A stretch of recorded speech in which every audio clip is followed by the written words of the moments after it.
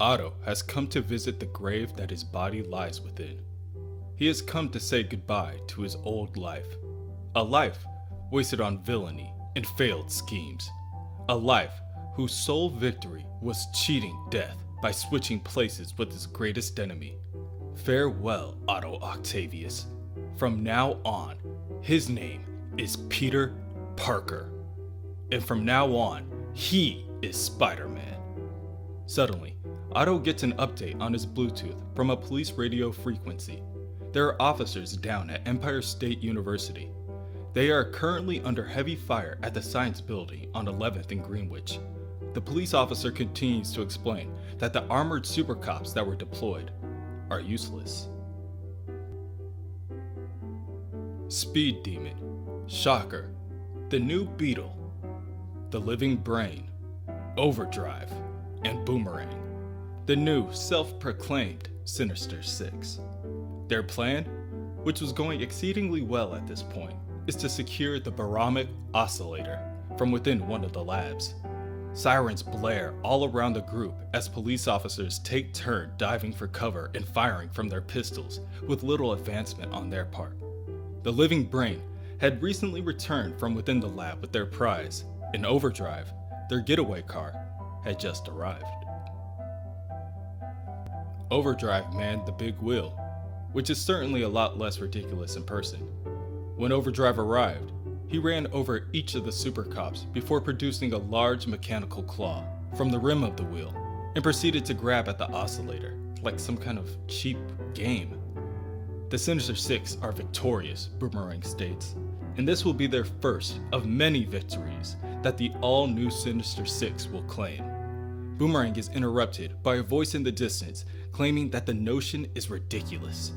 Apparently, they're letting anyone call themselves the Sinister Six these days.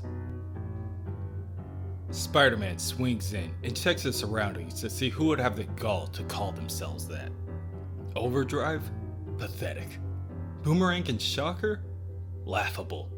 The Living Brain? Archaic. But the new Beetle does seem to be a random element. All the same, it shouldn't be a problem for the superior abilities of Spider-Man. Shocker and Beetle fire their individual energy blasts, and Boomerang adds in with an electro ring of his own. However, they are as predictable as ever. Spider-Man easily dodges his foes, and the projectiles collide with the titanium-plated back of the Living Brain, causing him to beg the question, why was he ever built with a pain receptor? With one down already, the rest should not take long.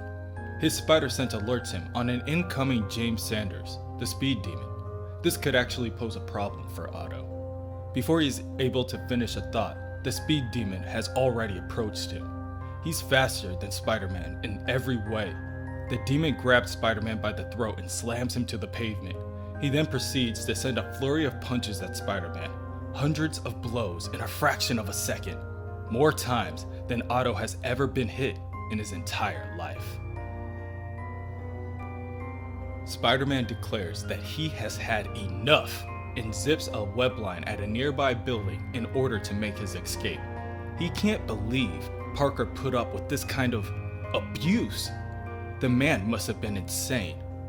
Boomerang, relishing seeing the sight of Spider-Man turning tail, sprints forward and throws one of his nitro rings at the wall crawler. Spider-Man easily dodges the modified Boomerang.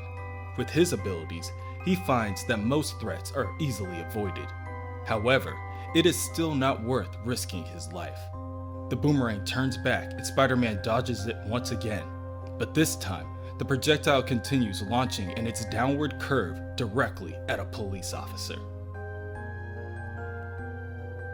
Spider-Man turns his direction and launches forward, passing the Boomerang and tackles the officer out of the way while at the same time absorbing the impact from the colliding Boomerang's explosion.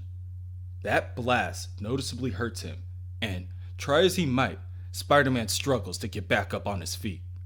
Otto cannot find any logical reason why his body moved on its own like that. Boomerang takes this opportunity to take out one of his razor rings and holds it to Spider-Man's throat. Spider-Man then activates the claws from the end of his fingertips, razor sharp in their own right, and slashes at the boomerang, piercing his armor and shredding the skin on the chest with a single swipe. Boomerang had no idea Spider-Man was using claws now, and wonders when the hell did Spider-Man start doing that? It doesn't matter, he decides, before telling the all-new Sinister Six to evacuate. They got what they were looking for. After they make their escape, surrounding police officers congregate around Spider-Man in order to congratulate him and thank him for saving a life. If there is anything that Spider-Man needs from them, all he has to do is ask. "Well," Spider-Man says as he raises an eyebrow and looks over to the living brain. He, Spider-Man, the hero, would appreciate it if the officers dropped off the automaton to Horizon Labs. He knows someone that will find use of it. The living brain is promptly delivered, and Peter Parker is seen rolling in the broken bot by one Grady Scraps. Grady claims that the living brain is like the Super Nintendo of robots. Imbecile. Otto taps into Peter's memories of Grady to find that he may be good-natured, but he is prone to mistakes. Otto quickly decides that it would be best that people like him be avoided. He enters the lab of Peter Parker and promptly begins his work, earnestly searching throughout all of Peter's memories for any information about the members of the Sinister Six, any weakness that can be exploited. Max Modell, Peter's boss, enters the lab and asks Otto for a moment. Otto tells Max that he is busy, but if he must, he will indulge him in conversation. Max tells Otto that he has been waiting to speak with him about his work with Spider-Man. All the work that he has been doing thus far has been good, but the pattern that Peter Parker has been showing is that he has only been concerned with making items with weaponizing capabilities. Max tells Otto that Horizon Labs was never created with the mindset that they would be weapons manufacturers, but Otto counters that the greatest advancements were made in times of war. He then leads Max over to his workstation to show him the more peaceful applications that he has been working on for his inventions. Max has to understand that there is no way that he, Peter Parker, would be so hell-bent on making something so destructive. Max examines the notes and admits they certainly are groundbreaking. If Mr. Parker is able to complete these, he will earn yet another feather in his cap. As Max leaves, Otto agrees. Yes, Peter Parker. Everything he will ever accomplish from this day forth will go under the name of his greatest enemy. He then begins to reason that it just isn't how it works. He is Peter Parker. All of Peter's memories and victories are now his, because he is Peter freaking Parker. Otto's Bluetooth rings. It's Mary Jane. Perhaps being Peter Parker isn't such a bad thing. Superpowers, youth, vigor, high-paying job, state-of-the-art lab, and then there is this lovely creature, Mary Jane. Otto examines Mary Jane up and down as she continues with her story about her nightclub. Yes, Peter's life will suit him just fine. And the best part about it, the view. Mary Jane notices that Otto is staring and asks him if something is distracting him. Maybe it's the Bluetooth that he's wearing. She tells him that she really hates that thing. Otto informs her that it's not just a Bluetooth, but a monitor. It's Spider-Man related. Earlier today, when he scratched the boomerang, he was, in fact, injecting him with 80 nano spider tracers, each one outfitted with microscopic GPS and audio transmitters. He now knows their location and the plans of their next assault. Call it a tactical advantage, Otto brags as he sloppily pours his wine. Mary looks at the glass as it quickly fills and knows that it's never a good sign when Peter starts drinking. She voices her concern, but Otto counters that the night is still young. they have plenty of time to relax. Now please, she should tell him more about her day. The next morning, the Sinister Six attack Horizon Labs. They blast through the front doors to the lab and secure the initial area before Boomerang instructs each of them on their specific tasks. Speed Demon is specifically instructed to retrieve the atmospheric condenser and hastily retrieves the item. His part is crucial once again to their victory. Another mission made within a blink of an eye.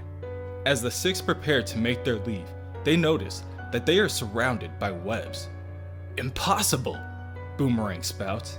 They were in and out in under 10 seconds.